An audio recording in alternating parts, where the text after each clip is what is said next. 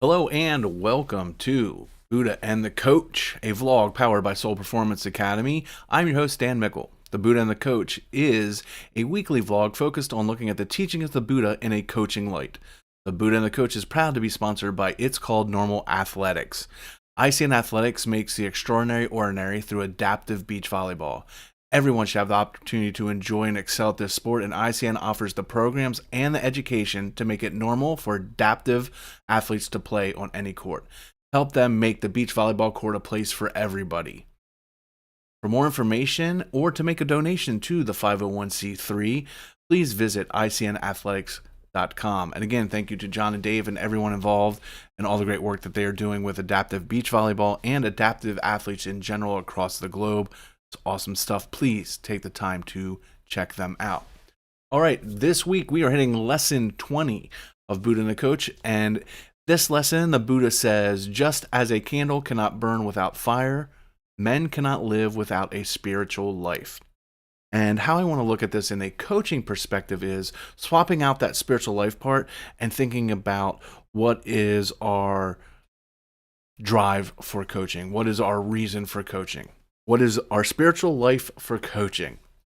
And I think one of the things that happens in the coaching world is when we have the ebb and flows, the ups and downs of a career, and it could even be a micro cycle within a season, we tend to forget about the why. Why are we coaching? Why do we get into this in the first place? Why are we passionate about this? And I think when we start to lose sight of that is when we start to experience burnout. And ironically enough, I see almost as much burnout at the top level, successful coaches, as I do from the struggling coaches in the struggling programs. So it's not a success thing that helps dictate burnout when it comes to the coaching world. And I think a lot of it over time is because we forget our why. And I know if you've heard any of my podcasts or my blog posts or any of the other content that I've produced over the last couple of years, a big one for me, and I always come back to it, but here it is again, is our coaching philosophies. And I think if we don't take the time to figure out what is our actual coaching philosophy, that's what's going to lead us. And that's kind of what I'm replacing with this Buddha teaching.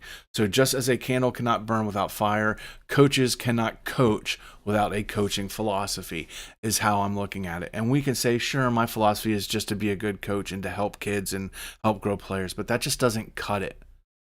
We need to go deeper. And the reason we have to go deeper in all this is because that's what's going to guide us when things are challenging. When we have those moments where we have challenging players, challenging administration, challenging parents, it's our coaching philosophy and our deep understanding of our why that's going to let us sleep at night, that's going to let us overcome that. And I think a lot of times we're afraid to look at that because sometimes we are in it just to win. There are coaches where their number one concern is winning, the banners, the trophies, the championships. I get that. I am not saying that that's right or wrong. That is up for you to decide. But what I am saying is decisions that you make will differ greatly if your goal is to win versus your goal is something else, like maybe, creating better character in your players. Again, not saying one is better than the other. This is a personal preference. I'm just simply saying you need to know what's driving you. You need to know what is your coaching spiritual life, because that's how you're going to act. And the conflicts that we have, the stuff that we lose sleep over at night, is usually because there's a conflict between what is at our core of why we're coaching and a situation that's challenged that. And if we really take the time to look at it, our answer should be there in that philosophy. That should be our coaching spiritual life at what's the core. And I don't care if it's administration, coaching, playing, parenting. We should all have philosophies for all those aspects. And they may not even line up. As a parent, my parenting philosophy is probably a little bit different than what my coaching philosophy is, because the lessons I'm trying to teach and what I'm doing are different. There's a lot that they share, absolutely. But they're not the same. And I think too many times we just assume I'm a good person. This is how I'm going to do things. This is how I handle it. But if you don't take the time to really look at yourself and look at what's driving you, you are going to burn out. It's going to be stressful and it's going to be tough at times because you're always going to be in conflict between what you know is right and what you're doing if they're not in alignment. And the other part about these philosophies are they change. My coaching philosophy when I started in the 90s is absolutely different than where I'm at in the 2020s. And there were changes in the middle of that. Where I was in the early 2000s is different than where I began and where I'm at now. It's always evolving and it's always changing. You know, a big one for me right now, and that's been a key tenet of my philosophy for the last couple of years, is I want my players to be better citizens of the world when they leave my program. And sometimes that means tough decisions. Sometimes that means moving a player from a starting role to a bench role so that they can focus more on their studies and they're not getting burned out and they're not doing too much. And that's a tough conversation to have. But what it boils down to me is I want my players to leave my program and go out and do amazing things. I want my nurses to go out and save lives. I want my criminal justice majors to go out and make a difference in the justice system. I want my graphic designers to make the best art I've ever seen. I want my teaching majors to go out and become the best teachers in the world. And sometimes that comes at a cost of what they can do on the court or the commitment that they can put into everything else. But I know in the long run, that's what I want for them. Sure, I want them to have successful athletic careers.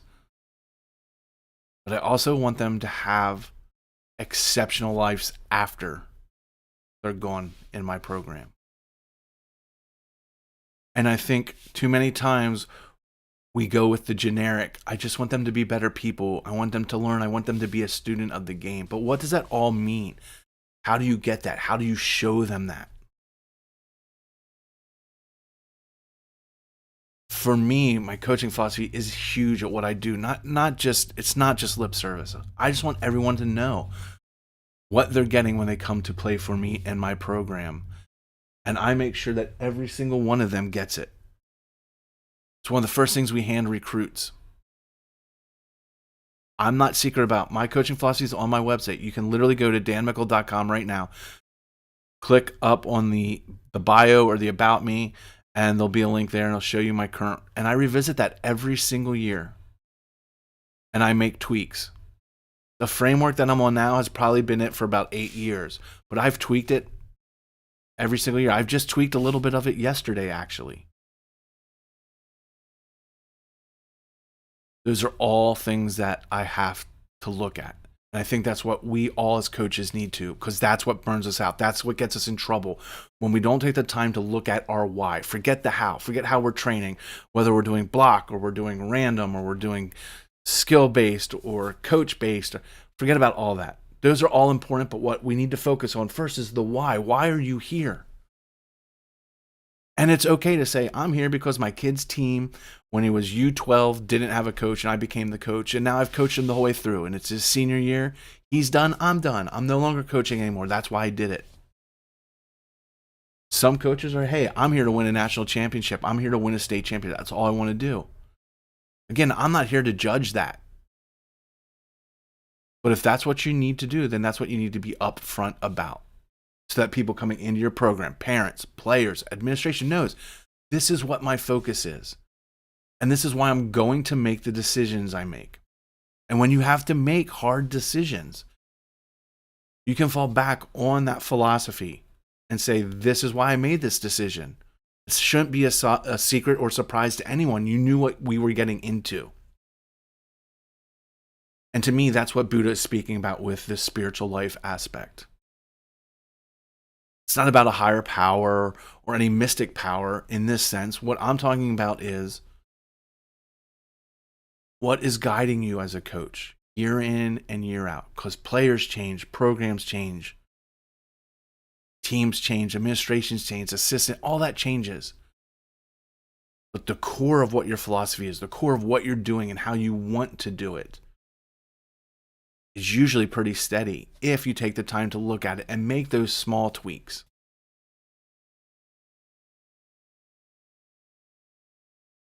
Because almost every coach that I work with that struggles or gets burned out, again, whether it's being too high on the success and trying to maintain that, or going through those rough patches, almost everyone that burns out, they don't have a concrete coaching philosophy. You ask them and they say, oh yeah, I stand for this, I want that. And that's not good enough. When I meet new coaches, when I'm at a clinic, one of the first things I ask is, hey, nice to meet you. What do you coach? And then it's, what's your coaching philosophy? And you should be able to tell me the tenets of your coaching philosophy off the top of your head. Now, I'm not asking for complete recital of 8 paragraphs of what you're coaching. Just what are the main bullet points? What's the elevator pitch of your actual coaching philosophy? And not the fumbling around, well, I want to grow my players. I want them to be respectful. That's a cop-out. That's just saying the buzzwords and saying the things that people want to know. But what is your actual philosophy? What is your plan? What is the script that you follow? What is your spiritual coaching life that lets you burn as a coach and lets you shine? That's what intrigues me. I love hearing other people's whys. My siblings played. I never played, but I was just always there. And I really started to enjoy the tactical side of it. So I became a coach. Or I was never on a successful team and I really want to win a state championship in something. I want to help kids achieve the best. That's fine. Again, I'm not here to judge your why. I want to hear your why, though. I want to understand your why. And it doesn't matter. Coach, administrator, parent, player, official. We should all have philosophies for everything that we do. What's your philosophy as an official? How do you enhance the life of this game and the people that you're involved with as an official? What's your parenting philosophy? And we can have different ones. I mean, obviously, as a coach and a parent, my philosophies are different for the two. Now, there's obviously parts between the two that overlap and intermingle, but they're different enough that I have two separate. I know what my philosophies are. And when I'm struggling or I have a big decision or I have conflict, what fits the framework of my coaching philosophy? And that's the answer to the problem. It's not a list of how you're going to solve every problem, but it is the framework that should easily tell you what you need to do. If you have a conflict, I don't know whether I should start this player.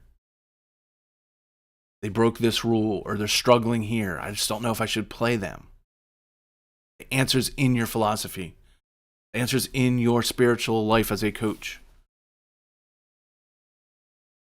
Does answer A or answer B put them into your philosophy? Because that's your answer. I think, again, too many times we're just too vague. We're afraid to look at it because we're afraid to see what we see. Maybe I am the coach that's just excited about wins and you don't want to be. That's the good thing. You can change as a coach. Again, I've changed from the 90s to the 2020s. I'm not the same coach. Vastly different. You can ask any of my players. But that's to me the best part. That's what keeps me going. That's part of my why. I have players from my very first year that I still hang out with. I've been to weddings for my players. Baby showers for my players. That's my why. I'm enhancing the world around me. That's how I feel. That's what drives me as a coach. And again, you can go to my website and you can see what my coaching philosophy is. And you can also see how it gets tweaked every year. But I think this is what we need to start with. We need to start understanding what people's philosophies are and their roles. Have your players do it. Maybe your players just want to stay in shape. Maybe your players just want to be good, solid. Maybe they want to make the national team. Because how you work and train all of those different elements is vastly different. But if you don't know exactly what your players want, that can be tough. So here's my challenge to you. For those of you that are just starting club season or just started club season, or you're getting ready to start whatever sport it is, take a day, take a practice, and work on creating a player philosophy. So you know exactly what every player wants. And how does that fit into your philosophy? Because again, that's going to show you where some of the conflicts will be. If you are about growing everyone and having a fun environment, but you have players that are winning about winning championships, that's going to be a conflict all year. So you need to look at ways that you're going to be able to resolve that, but at least you can get ahead of it because you now know what their philosophy is. We're just afraid to ask those questions at times because we don't want to hear the answers. All right, so there we have it for this week's lesson. Again, the Buddha said, just as a candle cannot burn without fire, men cannot live without a spiritual life. And I am flipping that around and saying, just as a candle cannot burn without fire, coaches cannot live without a coaching why, a coaching spiritual life, a coaching philosophy. We need to know the why of why we're coaching. And we need to take the time to really look at and examine that. Because that's what's going to guide us. Whether we believe it or not, that's what's going to guide us. That's what's going to cause us conflict when we're coaching outside the realm of what our philosophy actually is. All right, remember, you can reach me directly across all social media at Real Dan Mickle. Check out Soul Performance Academy at 717-SOUL. DanMickle.com, SoulPerformanceAcademy.com, and of course, check out, it's called Normal Athletics, ICNathletics.com. Peace, much love, don't suck, and we will see you next week for Lesson 20 of Buddha and the Coach.